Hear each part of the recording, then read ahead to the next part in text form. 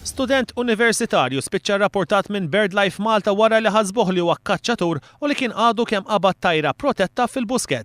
One News huwa informat li kienu għal-ħabta tas-7:15 tal-ġimgħa filgħodu x'kien il-membru tal-BirdLife għamel kuntatt mal-pulizija fejn qal li qed isegwi l-vettura tal-allegat kkaċċatur u anke ta' in-numru tar-reġistrazzjoni tal-vettura lill-istess pulizija. Iżda fil-verità irriżulta li l-persuna li l-membru tal-BirdLife allega li huwa kkaċċatur kien student ta' 22 sena mill-imtarfa li bil-permess tal-MEPA kien il-busket b'gaġġa sabiex jaqbad ballotra illi mhuwiex qasfur b'konnessjoni ma' l-istudji li qed jagħmel fl-università. Nifhmu li tal-BirdLife segwew lill-allegat kaċċatur sar-Rabat iżda tilfuh bil-pulizija wara li verifikaw in-numru tal-karozza irriżulta li l-persuna toqgħod l-imtarfa. Minnu fih il-pulizija marru id-dar tiegħu fejn malli fetaħ il-bieb b'sorpriża kbira sab qudiemu żewġ pulizija. Dan l-istudent spjega lill-pulizija li bil-permessi tal-MEPA huwa kien qiegħed il-busket sabiex jaqbad ballotra bħala parti mill-istudji universitarji tiegħu.